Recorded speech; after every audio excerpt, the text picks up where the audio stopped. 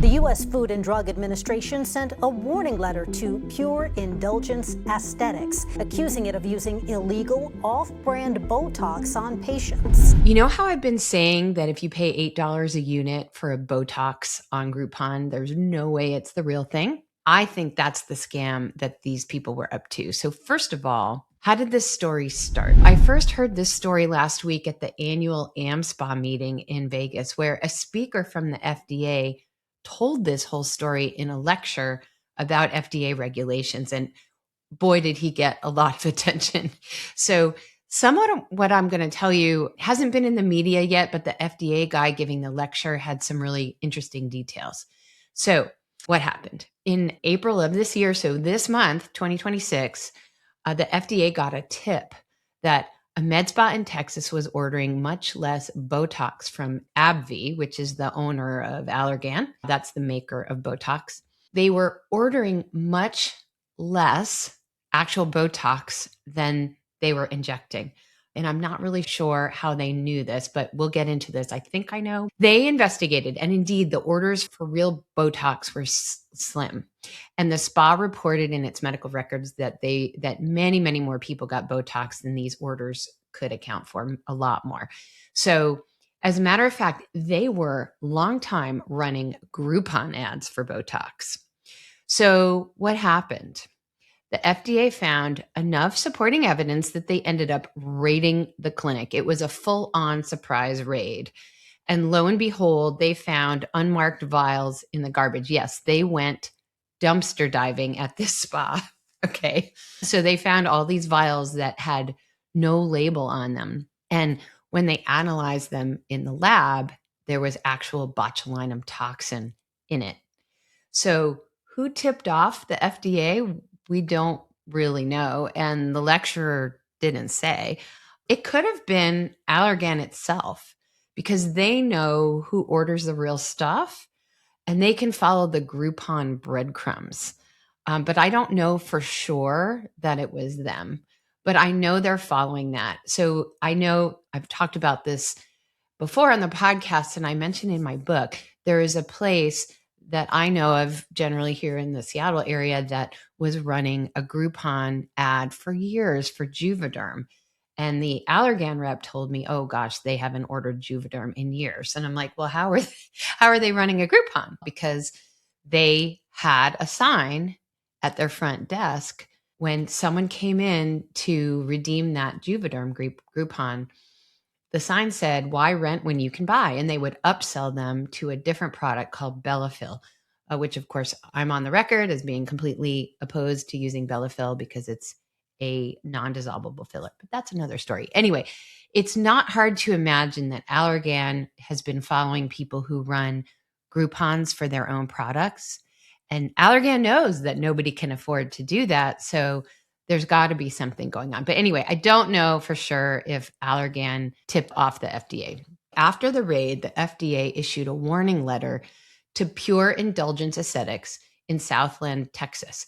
And that's all the FDA really had to do. As a matter of fact, at the meeting last week, Pure Indulgence was still open, both clinics in Texas and California. So this just happened recently. So the letter itself was very bland. The subject, botulinum toxin products. The FDA was investigating the supply chain officially. And it sounds boring because the letter is primarily about a breakdown in the supply chain. Okay. It sounds technical, sterile, but that's how they got Al Capone, right? On a tax evasion. They didn't get him for murder and organized crime, right? They got him on a technicality. So let's dive into what happened at Pure Indulgence. First of all, they were running Groupon ads for $319 for 40 units of Botox. Okay. That is less than $8 a unit. And as I've said, you cannot operate at that cost. It costs that much to buy it.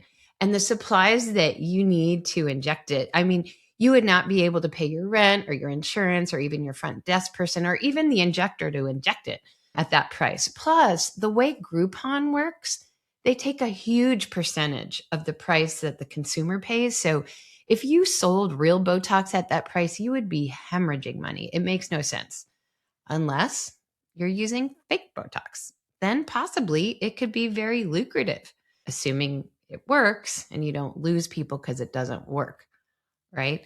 I mean, if someone believes they're getting real Botox for $8 a unit or less, and they actually get results from it, then they'll never go anywhere else, right? So if you look at reviews for both locations of Pure Indulgence, California and Texas, there are mentions of Groupons going back to at least 2024. And if you Google them today, it's April 20th that I'm filming this, you can still see the Groupons. One of them, the one in California, is still active. The one in Texas says that the offer is expired. Anyway, there are definitely quite a few complaints on their reviews about suspicions of fake Botox, but also lots of very positive reviews as well. It sounds like their supply was sometimes potent and sometimes not. You can't really tell from reviews, but we do know they found actual botulinum toxin in those unmarked vials. So please remember that when you get counterfeit products off the internet, you can't have any idea what's in it. Okay. It could be tainted with bacteria. It could be too potent or not potent enough, or contain a completely different substance. That's why the FDA cares about this stuff. So now let's turn to the doctor who was the medical director of Pure Indulgence. The website of Pure Indulgence Aesthetics in Southland, Texas, and also Laguna Hills, California, both identified Dr. Stephen Todd Newman, who's an anesthesiologist in California, as the medical director associated with Pure Indulgence Aesthetics. He does have a medical license both in California and Texas. He's also associated, he's the medical director of Vantis Institute, which is a hair restoration clinic in California. Now, interestingly, on that clinic's website, it says that it's owned by a non-medically licensed individual. It says this person with MA next to her name, and MA just means medical assistant. There is no license for that. So I wonder if they have an MSO. Don't know. So be interesting to know if they're owned legally. But anyway, that's not the focus of this podcast. Anyway, it's hard to figure out who owned either spa of Pure Indulgence. As far as I can find, I think Dr. Newman probably owns the California one, but the news reports and sleuthing on the internet, it doesn't look like he owns the Texas one. It seems like non-medical owners own that. It's really hard to discern ownership. So I'll leave whether any of these things were legally owned or not, but everybody should know that there are laws that make it so that if you're not a doctor, you cannot own a medical practice. Now, it's very complicated. They're called CPOM laws, and they're different in every state, but both California and Texas are very strong CPOM states.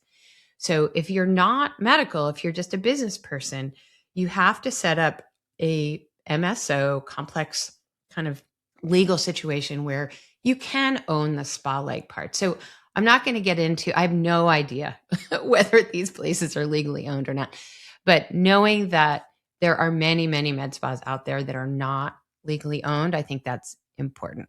But let's focus on the scam here. So regardless of whether there was legal ownership, was anyone providing meaningful medical oversight at either of these spas? Was Dr. Newman actually active in being the medical director? Did he know the clinic was injecting fake product? The medical director is legally responsible for the medical care delivered under their oversight. It's their medical practice. Was Dr. Newman involved in the Texas spa? I think he lives in California. Did he personally supervise the staff there? So he was the sole doctor responsible for the care at both practices. Now, the FDA warning letter identifies Bridget Goddard, a registered nurse associated with the Texas spa. She was the manager responsible for procurement. The letter does not even mention Dr. Newman. It's interesting because a nurse can't order Botox. Only a doctor can purchase it. So the nurse could have sent in the purchase orders, but it had to have been under the medical director's name, and that was Dr. Newman. But of course, she could easily have purchased fake Botox without his license. Anyone can buy fake Botox off the internet, but please don't do this at home, okay? So public court records show that Bridget Goddard previously pled guilty in federal court to charges involving the same thing, the receipt and delivery of a misbranded drug. And that case also involved botulinum toxin products obtained outside FDA authorized US distribution channels. So those were imported that were not approved for use in the United States. That earlier enforcement action resulted in a guilty plea. So let me ask you, if you were a doctor hiring a nurse for your clinic, would you hire someone who had this record? I mean, would you leave them in charge of your practice? Was Dr. Newman in on this or not? We have no idea. There's no public information on that. But following the FDA warning letter, public listings showed rapid operational changes. First, the Texas location associated with Pure Indulgence Aesthetics appeared to cease operations. And that, I think, was just in the last week. And then the California location also now, as of the last 2 days, appears closed on public-facing platforms like Google and Yelp. So before their closure, their websites looked almost identical, the same name and same branding, same images. And in the About section, the only provider listed was Dr. Newman. No other staff or service providers were on the website at all. So there's been no public statement by the FDA linking the closures directly to the enforcement action, but the timing is clear. So I have to hand it to the FDA. They didn't ignore the tip. That's what doctors have been frustrated about. I mean, at least doctors like me. There's been almost no enforcement in the Medspa space, but that is changing. The system has been broken, but we are in the middle of a sea change. And counterfeit or unverified injectables are particularly serious. People have been placed on ventilators with botulism poisoning from fake Botox. And as a physician, I would never expose a patient to that kind of risk. But when people with no medical education or license make a business decision to decrease costs, it's the patient, the victim, who suffers the consequences. This is why we have medical regulations in the first place, to protect the public from illegal practice of medicine. So what are the takeaways from all this? So first of all, do not buy a Groupon for any medical service. Just don't do it. If it sounds too good to be true, it is. Just walk away. When you do go to see a provider for Botox, ask to see the vial. You have every right to ask. This type of bait and switch is everywhere. Don't think that the place in your neighborhood is just an exception. Ask about the medical director. Ask whether they are even ever in the clinic. The medical director should be on the website and have knowledge about aesthetics and be reachable for questions and emergencies. They're supposed to be involved. It's supposed to be their medical practice. The United States healthcare system assumes that doctors are practicing medicine and not other people. The law assumes that doctor is acting for the good of their patients, and the responsibility is concentrated in one place, and that's the physician's license. So when there's no meaningful physician oversight, people's lives are at risk. So I'm Dr. Kate D. This is Medspa Confidential. If you found this helpful, do me a favor and share it with a friend who's considering any aesthetic treatments. Subscribe so you don't miss the next one, and drop a comment telling me your biggest takeaway. I actually read them all. Let's keep each other safe and elevate the standards in the Medspa industry.